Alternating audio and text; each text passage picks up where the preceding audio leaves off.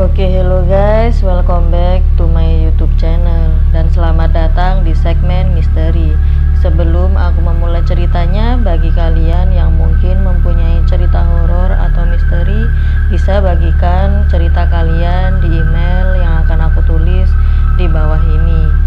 Oke, kali ini aku akan membawakan cerita dari teman cerita kita yang kita sebut saja namanya adalah Mas Wawan. Dan kita langsung saja ke ceritanya.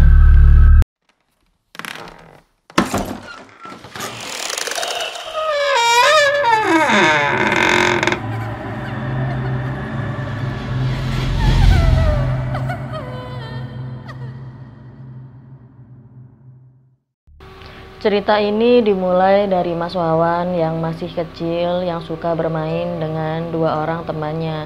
Kita sebut saja namanya adalah Mas Joko dan Mas Jupri. Mas Joko ini adalah anak tetangga Mas Wawan dan dia dari keluarga yang biasa saja. Sementara si Mas Jupri ini adalah anak orang kaya yang Mas Wawan sebut adalah anak dari orang yang memelihara tuyul. Pada suatu hari ketika mereka bermain bersama, tiba-tiba orang tua Mas Jupri menghampiri Mas Wawan dan Mas Joko. Orang tua Mas Jupri menyuruh Mas Joko dan Mas Wawan untuk mencari kepiting kecil di sungai dan akan memberikan mereka sejumlah uang jajan untuk imbalan kepiting tersebut. Mas Wawan pun dengan senang hati mencari kepiting di sungai sembari bermain atau mandi di sungai tersebut. Mereka selalu dimintai tolong untuk mencari kepiting hampir setiap hari oleh orang tua Mas Jupri.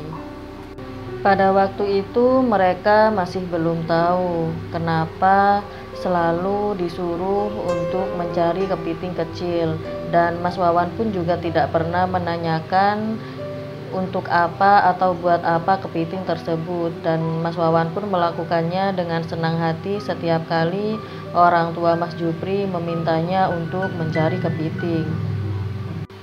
Sekedar informasi, kepiting kecil dipercaya adalah mainan untuk si tuyul bagi orang-orang yang suka memelihara tuyul. Jadi, kepiting akan menjadi mainan si tuyul tersebut. Singkat cerita, Mas Wawan dan Mas Joko bermain di rumah Mas Jupri. Rumah Mas Jupri memang cukup besar karena Mas Jupri adalah anak dari orang kaya di desa tersebut. Mereka bertiga akhirnya main petak umpet dan Mas Joko kebagian untuk berjaga. Mas Wawan dan Mas Jupri pun mencari tempat untuk bersembunyi.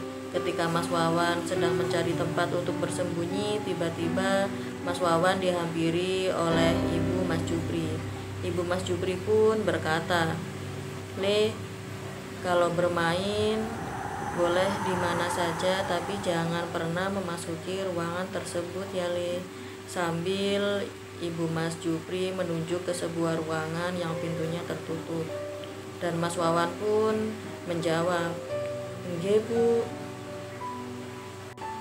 Tetapi di sini Mas Jupri sedikit nakal karena Mas Jupri tiba-tiba memasuki ruangan yang tidak boleh dimasuki oleh orang tuanya. Di sini Mas Wawan pun ikut masuk dan Mas Wawan pun berkata kepada Mas Jupri, "Jupri, kan kita tidak boleh masuk ke ruangan ini." Mas Jupri pun menjawab, "Iya, aku tahu, tapi ya sudahlah, sepertinya ini adalah tempat aman untuk bersembunyi." Ketika Mas Wawan memasuki ruangan tersebut, Mas Wawan pun terkejut karena di situ Mas Wawan melihat ada sebuah boneka yang berbentuk seperti bayi. Dia duduk di atas meja, yang di meja itu ada sebuah nampan cukup besar. Boneka itu berada di tengah-tengah, yang di sekelilingnya ada bunga-bunga sesajen. Dan boneka itu dikurungi dengan kurungan kandang ayam. Mas Wawan pun bertanya kepada Mas Jupri, "Jupri, itu boneka apa? Kenapa boneka itu dikurungi di dalam kurungan kandang ayam?" Mas Jupri pun menjawab, "Aku pun tidak tahu. Itu adalah mainan milik Abah, dan aku juga tidak pernah mempertanyakan kenapa boneka tersebut berada di dalam sebuah kurungan kandang ayam, karena aku juga tidak diperbolehkan untuk masuk ke ruangan ini."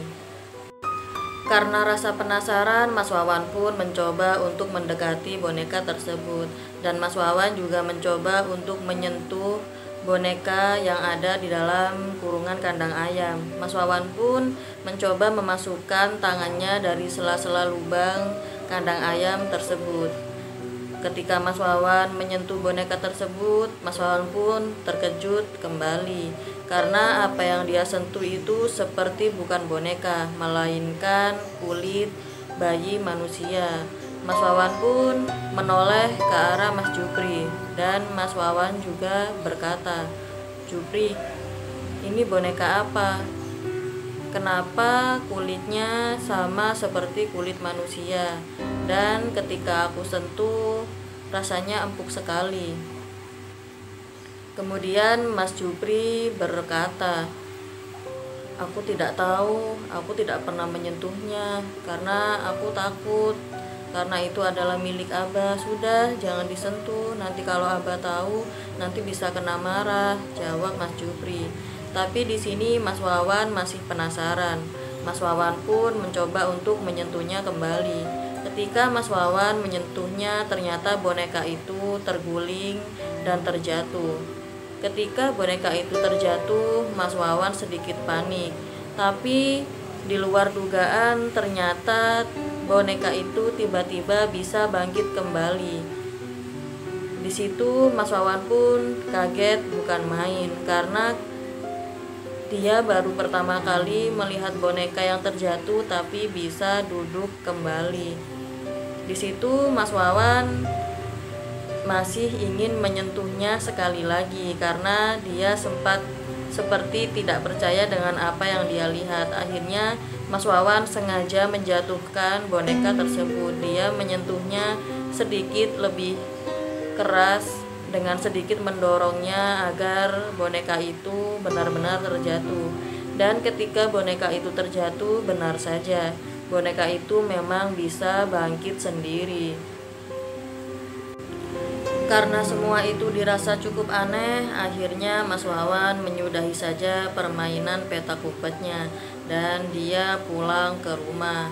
Di situ Mas Wawan masih mempunyai tanda tanya, itu adalah boneka apa dan kenapa dikurungi di kandang ayam. Tapi di situ Mas Wawan tidak berani untuk menanyakannya. Pada akhirnya Mas Wawan pun sekarang sudah tumbuh dewasa dan sudah menyadari bahwa kalau yang dia lihat sebenarnya adalah sosok tuyul dan kepiting kecil yang biasa dia cari adalah untuk mainan si tuyul tersebut. Dan sekarang kata Mas Wawan, keluarga Mas Jupri sudah pindah ke rumah yang baru. Rumah ini cukup besar dan jauh lebih besar dari rumah yang sebelumnya. Rumah ini terbilang cukup mewah dan bisa dikatakan paling mewah yang ada di tempat Mas Wawan tinggal saat ini. Terlepas dari keluarga Mas Jupri memelihara tuyul atau tidak, tapi di sini Mas Wawan percaya kalau apa yang dia lihat itu memanglah tuyul. Oke, segitu aja cerita untuk hari ini, dan terima kasih buat Mas Wawan yang sudah mau berbagi ceritanya. Dan bagi kalian yang mungkin mempunyai cerita horor dan misteri, juga bisa berbagi cerita kalian di email yang aku tulis di bawah ini. Oke, saya pamit undur diri. Assalamualaikum warahmatullahi wabarakatuh.